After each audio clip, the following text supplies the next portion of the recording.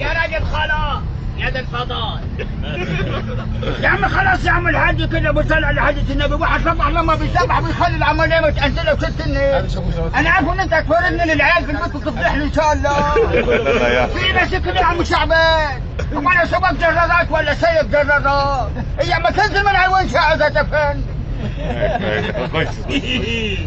بقى كده بقى انت بتصورني انا يا شعبان ويهون عليك الفضايح دي بلديتك يا شعبان يا راجل كفايه.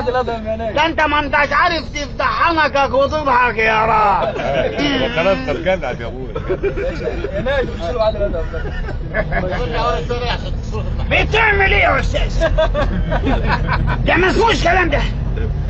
انت بتتعامل مع عزيز واللي بيتعامل مع عزيز تسأل عليه قبل ما تتعامل يا حبيبي. انا اصبع رجلي لما بيوجعني ما بعالجوش، بقطعه واستريح منه. ومع السلامة بقى، بلاش فضايح اكتر من كده.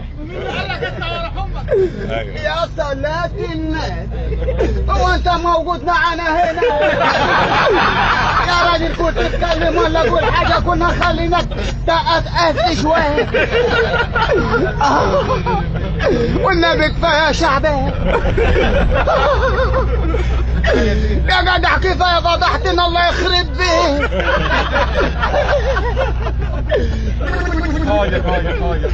يا جدع اطفي انا هذا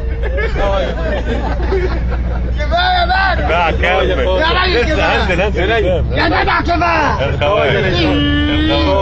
يا راجل كفايه كفايه يا خطيب. ايه عجبتك اللعبه ده ولا الحكايه ده؟